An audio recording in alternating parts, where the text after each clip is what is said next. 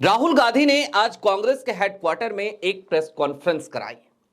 एक ऐसी press conference जिसमें प्रधानमंत्री नरेंद्र मोदी जी की पार्टी यानी कि भारतीय जनता पार्टी का नाम ही राहुल गांधी के सेनापति ने बदल दिया।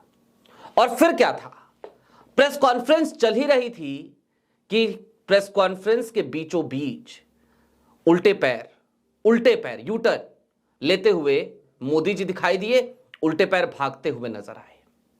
क्या नाम रखा जा रहा था भारतीय जनता पार्टी का? किस मसले पर उल्टे पैर भागना पड़ा प्रधानमंत्री नरेंद्र मोदी को? हालांकि इसके आसार तो कल से ही दिख रहे थे, क्योंकि सिर्फ और सिर्फ विपक्ष नहीं, देश का हर जिंदा जमीर का व्यक्ति या फिर कि हर जिम्मेदार नागरिक सरकार के एक फैसले की आलोचना कर रहा था। यहां तक कि मोदी जी की भक्त मंडली भी, जो हमेशा डंका पीटती है, प्रधानमंत्री नरेंद्र मोदी के लिए नारे लगाती है, उनका अवतारी पुरुष बताती है, वो सब भी बगावत कर चुके थे। उल्टे पैर भागे हैं मोदी जी। सारी बातें जरा विस्तार से। नमस्कार, मैं स्वप्निल और आप मुद्दा देख रहे हैं। दोस्तों, आगे बढ़े उससे पहले वही छोटी सी अपील। मुद्दा इन दिनों एक गंभीर आर्थिक संकट से जूझ रहा है। एक तरफ हमारे मेन बैंक अकाउंट बीते कई महीनों से फ्रीज चल रहे हैं, तो दूसरी तरफ हमारे 2.5 साल पुराने चैनल को हमसे लंबे समय तक छीन के रखा गया था। ऐसे में डे टू डे ऑपरेशंस में मुद्दा को काफी मुश्किलों का सामना करना पड़ता है। लिहाजा आपसे गुजारिश है, यदि आप चाहें, यदि आप सक्षम हो, तो मुद्दा की छोटी छोटी मदद स्क्रीन पर दिख रहे QR कोड या फिर के नीचे दिख रहे UPI नंबर के जरिए जरूर कीजिएगा। अब आगे बढ़ते हैं, खबर की तरफ चलते हैं और सबसे पहले मोदी जी का आपको यू टर्न दिखा देते हैं। आपकी स्क्रीन पर PIB की एक विज्ञप्ति है और यह विज्ञप्ति क्या बताती है? Government removes mandatory pre installation of संचार साथी ऐप। कल हंगामा मचा था ना संचार साथी पे, लेकिन ऐसे नहीं हो गया। ये ऐसा नहीं है कि रात में सपना आया कि चलो पूरे देश की जासूसी कराते हैं, देश के हर नागरिक की जासूसी कराते हैं, तो फिर अचानक से जियो पास कर दिया गया, तमाम मोबाइल फोन के मैन्युफैक्चरर्स को भेज दिया गया, और फिर अगले दिन सपना आ गया रात में कि भाई एक काम करो, ये ठीक नहीं है, नागरिकों की जासूसी नहीं कराएंगे, आत्मग्लानि का अनुभव हो गया और तुरंत ही वापस कर लिया। ना, ये मोदी सरकार है, ये ऐसा नहीं करती है, ये ऐसे चलती ही नहीं है। मोदी जी की सरकार में सबसे बड़ी चीज तो यही है कि उनको ना कभी आत्मग्लानि का अनुभव होता है, ना उन्हें कभी अपनी गलती महसूस होती है, बल्कि यहां तो बेहयाई, बेशर्मी, थेथरई, गलदुदई, ये सारे गुण भर भर के, कूट कूट के, जिसको कहा जाता है ना भर दिया गया हो, वो इस सरकार में हमें दिखता है। तो फिर क्यों हो गया, क्यों अचानक इस तरीके का फैसला? आपकी स्क्रीन पर एक और हेडलाइन है। आज की तारीख में एक प्रेस कॉन्फ्रेंस हुई और यह प्रेस कॉन्फ्रेंस किसी और ने नहीं बल्कि पवन खेरा ने करी। हेडलाइन आपको बताती है, पवन खेरा ऑन संचार साथी ऐप, बीजेपी है भारतीय जासूस पार्टी। कांग्रेस ने लगाया बड़ा आरोप और कहा संचार साथी ऐप से घर में घुसने का षड्यंत्र कर रही है मोदी सरकार। याद कीजिए, कल की तारीख में मैंने भी यही कहा था कि ऐसा लगता है जैसे प्रधानमंत्री नरेंद्र मोदी और उनके सिपहसालार, वो तमाम लोग अब हमारे बेडरूम्स में भी झांकना चाहते हैं, हमारे डाइनिंग टेबल पर क्या खाया जा रहा है ये देखना चाहते हैं। वो समझना चाहते हैं कि हम अपने घर में, अपने ड्राइंग रूम में बैठ करके, अपने लिविंग एरिया में किससे क्या बात कर रहे हैं। वो ये भी जानना चाहते हैं कि हम किससे व्हाट्सएप पर चैट कर रहे हैं और किससे कितनी देर तक हम फोन पे बात कर रहे हैं और क्या बातें कर रहे हैं। संचार साथी ऐप के जरिए यही सब तो करने की कोशिशें की जा रही थी। सबसे पहले जो जियो आया था, उस जियो में सीधे तौर पर मैंडेटरी क्लॉज था। कह दिया गया था कि ये एप्लीकेशन प्री इंस्टॉल होगा, डिसेबल नहीं होगा, रिस्ट्रिक्शंस इस पे कुछ नहीं होनी चाहिए, और 120 दिन का समय दिया गया था, 4 महीने का। देश के तमाम मैन्युफैक्चरर्स को, जो ब्रांड्स आज की तारीख में भारत में मौजूद हैं मोबाइल फोन में, स्मार्टफोन्स में, उन सभी को 120 दिन का समय, कि 120 दिन का समय है आपके पास। 120 दिन के भीतर ये हर नए हैंडसेट में होना चाहिए।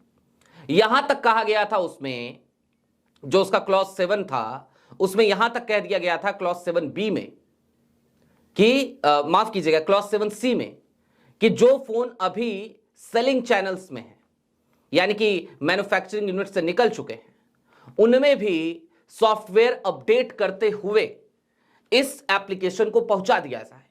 और तब मैंने कहा था कि मैंने 2 दिन पहले एक मोबाइल फोन लिया है, बहुत हद तक संभव है कि उस फोन में भी अगला जो सॉफ्टवेयर अपडेट आएगा उसमें इसको पुश कर दिया जाएगा। ये सारी चीजें हो जाती, लेकिन विपक्ष अड़ गया।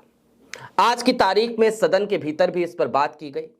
रणदीप सुरजेवाला ने संचार साथी को लेकर के राज्यसभा में इसका मुद्दा उठाया और पवन खेरा ने इस पर प्रेस कॉन्फ्रेंस करी। पवन खेरा ने आज अपनी प्रेस कॉन्फ्रेंस में सीधे तौर पे कहा कि आखिरकार मोदी जी जानना क्या चाहते हैं। और कल अगर आपको याद हो तो मैंने जिक्र किया था पेगासस का। पेगासस एक ऐसा नाइटमेयर है जिस पर आज भी जब चर्चा होती है ना तो रोंगटे खड़े हो जाते हैं। और क्यों खड़े होते हैं? क्योंकि पेगासस के जरिए इस देश में कई लोगों की जासूसी के आरोप लगे। यहां तक कहा गया कि देश के नेता प्रतिपक्ष राहुल गांधी तक का फोन, उसमें भी स्पाईवेयर पाया गया, वो भी निशाने पर थे। ममता बनर्जी का नाम आया, अरविंद केजरीवाल का नाम आया, देश के तमाम पत्रकारों का नाम आया, खास तौर पे उन पत्रकारों का जो प्रधानमंत्री नरेंद्र मोदी के कारोबारी दोस्त, जिन्हें हम गोदी सेठ कहते हैं, यानी कि गौतम अडानी, उनके ऊपर इन्वेस्टिगेटिव स्टोरीज कर रहे थे कई इंटरनेशनल संस्थाओं के लिए। रिपोर्टर्स कलेक्टिव की रिपोर्ट भी आई थी इसको लेकर, पेगासस को लेकर। यहां तक कि पेगासस के कुछ ऐसे भी कारनामे सामने आए जिसमें इस बात का खुलासा हुआ कि पहले से कोई चीज किसी के फोन में नहीं थी, लेकिन जब जांच शुरू हुई तो उसके बाद से वो चीजें उस फोन में या फिर कि उनके लैपटॉप्स में उनको इंस्टॉल किया गया। इतना बड़ा एक स्पाईवेयर पहले से सरकार के पास मौजूद है, जिसका इस्तेमाल निश्चित तौर पर सरकार को करना चाहिए। लेकिन कब करना चाहिए? तब जब देश की सुरक्षा का मामला हो। आज की तारीख में देश की सुरक्षा को किस तरीके से ढाल बनाया जाता है और संचार साथी को लेकर के भी किस तरीके से बदकही की गई, अगर आपको यह समझना हो तो मैं आपको एक एग्जाम्पल देना चाहता हूं। देश के एक आरटीआई एक्टिविस्ट हैं, नाम है अजय दुबे। अजय दुबे ने एक आरटीआई लगाई और उस आरटीआई के तहत उन्होंने जानकारी चाही कि इस देश में जो प्रोजेक्ट चीता शुरू हुआ था उसकी क्या स्थिति इस समय पे है, मौजूदा स्थिति क्या है। आपको याद होगा कुनो नेशनल पार्क और 2-3 और पार्क्स में चीतों को बसाने की प्रक्रिया चल रही है। अब यूं तो प्रोजेक्ट चीता को लेकर मैंने खुद कई बार बहुत सारी स्टोरीज करी हैं, लिहाजा मैं उस तरफ नहीं जाना चाहता। लेकिन क्या ये एक सच्चाई नहीं है कि प्रोजेक्ट चीता को लेकर, चूंकि उसमें इस देश के टैक्स पेयर्स का पैसा लगा है, तो इस देश के लोगों को जानने का अधिकार है कि आखिरकार उसकी मौजूदा स्थिति क्या है। लेकिन अजय दुबे साहब ने जब इसकी जानकारी मांगनी चाहिए, जाननी चाहिए, तो पता है उनको दो टुक सा क्या जवाब मिला कि देश की आंतरिक सुरक्षा के लिए ठीक नहीं है, लिहाजा ये जानकारी दे नहीं है, जानकारी गोपनीय है, हम आपको जानकारी नहीं देंगे। अब जरा सोचिए, टैक्स पेयर्स के पैसों से चलती हुई कोई भी स्कीम, उसकी जानकारी अगर एक आरटीआई एक्टिविस्ट मांगता है तो उसे कह दिया जाता है कि जानकारी ये दे नहीं है। लेकिन वहीं दूसरी तरफ मैं अपने फोन में क्या ऑर्डर कर रहा हूं, मैं अपने फोन में किससे बात कर रहा हूं, ये सारी चीजें ये गोपनीय नहीं है। क्या हमारा बतौर नागरिक इस देश के राइट टू प्राइवेसी का कोई अधिकार नहीं है? क्या राइट टू प्राइवेसी को खत्म कर देना चाहती थी क्या मोदी सरकार? निश्चित तौर पर संचार साथी ऐप के माध्यम से यही करने की पुरजोर कोशिश की गई, इसकी भरपूर वकालत भी की गई, पूरे 18 घंटे तक वकालत हुई। लेकिन उसके बाद से जब मामला भारी पड़ता दिखा तो हमेशा की तरह मोदी सरकार पलटी मारती हुई नजर आई, यू टर्न लेती हुई नजर आई। आज की तारीख में मोदी सरकार ने यू टर्न ले लिया है, जियो अपना वापस कर लिया है।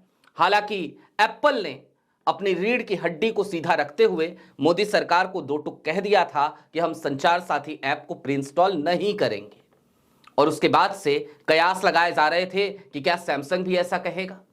क्या वो तमाम चाइनीज ब्रांड भी ऐसा कहेंगे, चाहे वो वीवो हो चाहे ओप्पो हो? लेकिन किसी का कोई जवाब नहीं आया। फिलवक्त सरकार ने ही घुटने टेके और समझने की जरूरत है आपको भी। अगर आप इस देश के जिम्मेदार नागरिक हैं तो आपके अधिकारों के साथ जब भी खिलवाड़ हो, आपको अपनी आवाज बुलंद करनी पड़ेगी, आपको अपने हक की बात करनी पड़ेगी। और ये इसलिए जरूरी है क्योंकि अगर आप ऐसा नहीं करते हैं तो सरकार तो आपके अधिकारों का हनन करने के लिए, मौजूदा सरकार की बात कर रहा हूं, वो तत्पर बैठी है। मैं ये नहीं कहता कि इससे पहले की सरकारें बड़ी उदार हुआ करती थी, बिल्कुल नहीं। हमने उनका भी दौर देखा है, हम इनका भी दौर देख रहे हैं। मेरी पत्रकारिता की शुरुआत इस सरकार के तकरीबन 2 साल पहले हुई थी, यानी 2012 में। वो 2 साल हमने देखे थे। उन 2 साल में उस सरकार से हमने सवाल पूछे थे, लेकिन सवाल पूछने पर नोटिस जरूर मिलते थे, लेकिन सवालों का जवाब भी मिलता था। बायकॉट नहीं किया जाता था। आज की तारीख में तो बायकॉट की परंपरा चल रही है और मेन स्ट्रीम मीडिया को किस तरीके से दबाया जा चुका है, किस तरीके से उसका संचालन व्हाट्सएप के जरिए हो रहा है, ये आपसे छिपा हुआ नहीं है। बहरहाल अभी के लिए दीजिए इजाजत। ऐसे ही तमाम अपडेट्स, तमाम डेवलपमेंट्स के लिए जुड़े रहिए मुद्दा के साथ। चलते चलते फिर वही अपील, चैनल पे नए हो तो सब्सक्राइब करते हुए जाइएगा, सक्षम हो तो छोटी छोटी मदद मुद्दा की जरूर कीजिएगा। बहुत शुक्रिया।